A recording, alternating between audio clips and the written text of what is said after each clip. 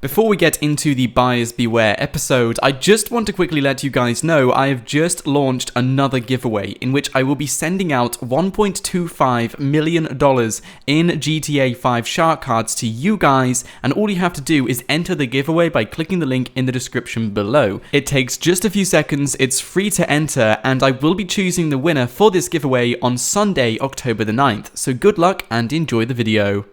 Hey, what is going on guys? My name is Nort, and in today's video we are going to do a Buyers Beware episode in which I'm going to teach you guys exactly what you can spend and what you shouldn't spend your money on in the DLC. Now this is of course the brand new BIKERS update, one of the most popular updates in the community to date, and as you guys may know already, there's a lot of things you can buy and a lot of things you can spend your money on in this DLC. So I decided to spend the past 24 hours or so just going through each and every item and teaching you guys how you can stop wasting your money on stuff you might think you need but you don't actually need, and items which just genuinely don't make sense. So I hope you guys do enjoy this video, and if you do, please don't leave it out smashing that like button. Of course, any thoughts and suggestions are appreciated in the comments, but let's get straight into this, and to start things off, we're going to go straight into the businesses. And as you guys can see right now, I am currently in the process of setting up my businesses. I've already got a few on the go,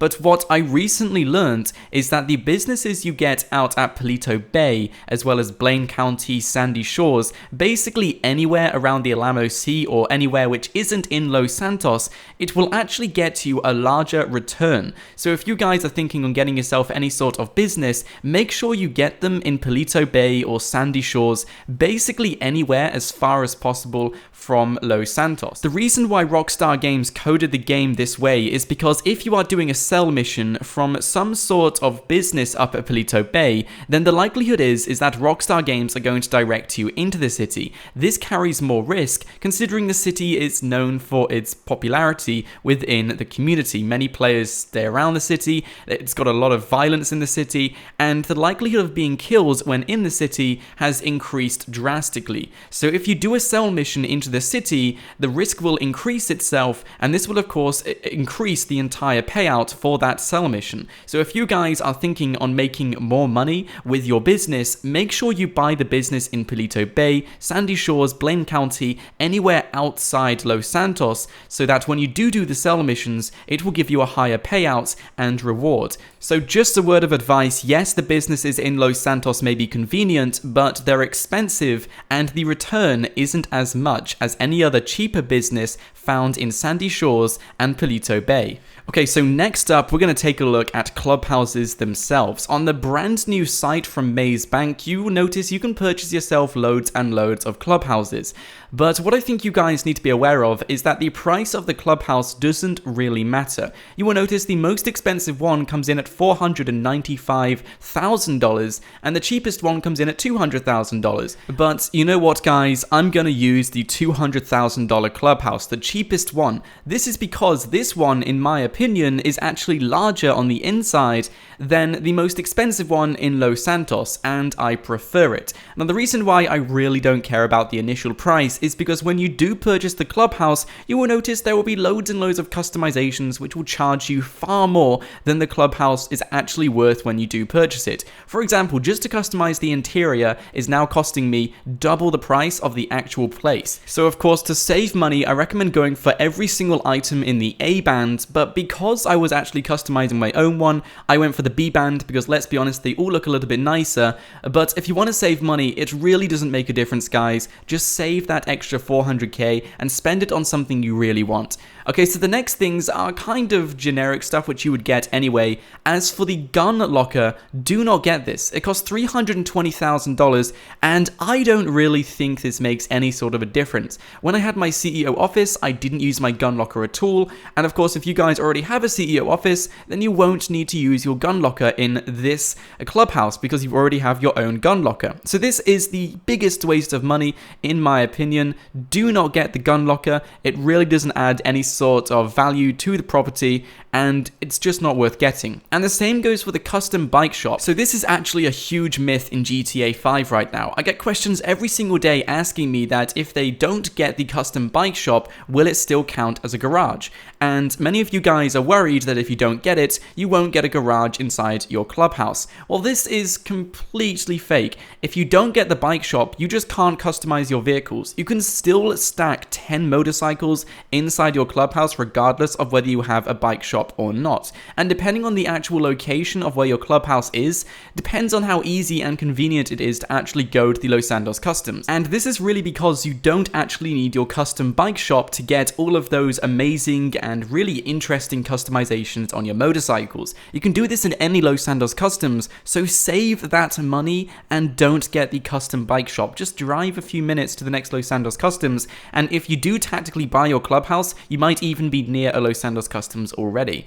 And this is actually the interior of the $200,000 clubhouse. It's pretty big, and in my opinion, I have owned the most expensive and the cheapest one. I have also got the most expensive customizations in the most expensive one, and I still prefer the cheapest one, even though I didn't even get the expensive customizations into it. It seems to have a lot more space, and it just has a better theme to it. It's up in Blaine County, it's in the desert, it's in the middle of nowhere, it's at an abandoned gas station, and there really is a lot of space to explore. As opposed to the most expensive clubhouse with all of the customizations, which cost me nearly $2 million, let's not forget, when we compare it to this one, which cost me just less than $800,000. So for less than half the price, I recommend getting this one because I really enjoy this clubhouse and there's really not much difference. Like I said, there's more space to explore, it's in the middle of nowhere, there's a less chance of you even get spawn killed when you do drive out, because it's kind of like the same system with the Eclipse apartments. Everyone gets one, and when you drive out of it, it's just completely congested with players. So I like having my own clubhouse in the middle of nowhere, in a place where no one else really gets their own. So I really do recommend going for the cheaper, or at least one of the cheapest,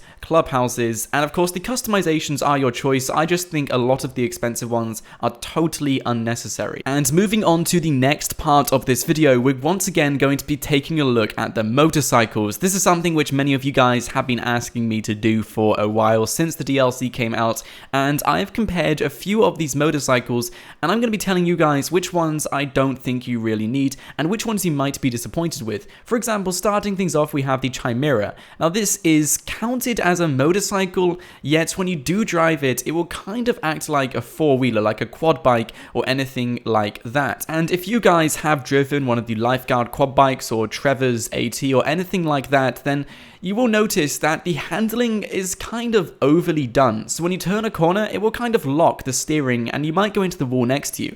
Now, yes, this is an amazing wheelie machine, and I know it's unique and I know it's a very popular bike, but I really don't think you guys will enjoy it, considering the handling is way too sharp and it has terrible traction on the ground. So I think if any of you guys got this motorcycle, unless you really wanted it, because I do understand it's pretty unique, I just think it would frustrate a lot of you guys because it's really easy to fall off it, and it just locks the steering whenever you go around a sharp corner, and like I said, the handling really isn't that good. And next up we have the Faggio Sport. Don't get this bike, guys. It's got very little customizations, and we already have the Faggio mod. Now this is only about $50,000 or so. It's really not too much money to start complaining over, but this vehicle is just a huge waste.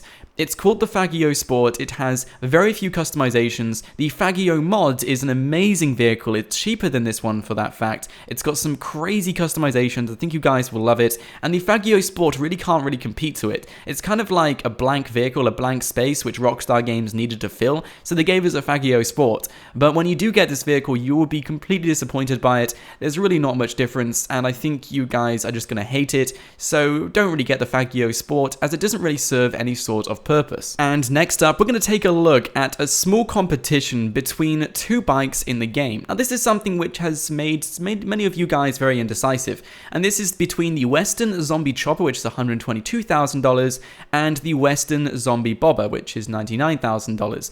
Now, something which many of you guys didn't pick up and kind of got tricked into is that although these bikes look extremely similar, the Zombie Bobber is only a one-seater, and the Zombie Chopper is a two-seater. two-seater. So if any of you guys are interested in getting a bike like this, I recommend steering clear of the zombie bobber and spending $20,000 more or so on getting the zombie chopper. This is because, yes, they look very similar, yes, they have similar customizations, but having the ability to have someone on the back of your bike as well as yourself driving it is a much better advantage than just having a slightly cheaper bike. So why waste $99,000 when you can get the bike you wanted for simply just $23,000 more? So I recommend going for the zombie chopper and just staying clear of the zombie bobber, as well as the Manches as well. This motorcycle has tricked many players into thinking you can use it in off-road races to compete against the Sanchez. Well, unfortunately guys, this isn't actually counted in off-road races. So if you guys bought it for that reason, then you're going to be very disappointed. So I recommend staying clear of the Manches if you guys are interested in using it for off-road races, as you cannot use it in any sort of off-road race of that kind. And aside from that guys, that's pretty much everything I have to let you guys know about. Now something which I'm just going to quickly drop here is a small tip which I recommend all of you guys listen to carefully. This is because this DLC has introduced so many amazing ways to make money in GTA Online. But let's not forget, if you do employ staff, if you do many other decisions in this update, you're going to be draining your bank account of about $11,000 every single day. And that depends on business to business. 3 businesses, that's going to triple the amount of money you're going to be spending a day. And then let's add up the mechanic fees, the apartment fees, the yacht fees, the CEO fees for your assistant, all of those fees. You're going to be losing a lot of money each and every day in GTA 5 time, which is about 40 minutes or so. I believe that's the correct time. I think it's 42 minutes, 44 minutes. It's in less than an hour in real time, basically. So every single 45 minutes or so, you're going to be losing pretty much tens of thousands of dollars in GTA Online. So in order to make money, you need to work on this DLC. And I really like the fact that there's not much labor work in it. It's all just tasks and let the staff do the job. But if you don't work, you're going to lose money. So make sure you guys do work with this update, or else you're going to find yourself drained of GTA Online cash and having to sell your businesses. So that's just a small tip to you guys in case you're wondering how this worked. Make sure you work, make sure you do your jobs, or else you will drain your GTA Online bank account. Anyway guys, aside from that, thank you for watching. If you did enjoy today's video, please don't leave without smashing that like button. Of course, subscribe to my channel if you guys are new here so you won't miss out on any more GTA 5 content every single day. And until next time guys, I hope you did enjoy, and of course, stay awesome.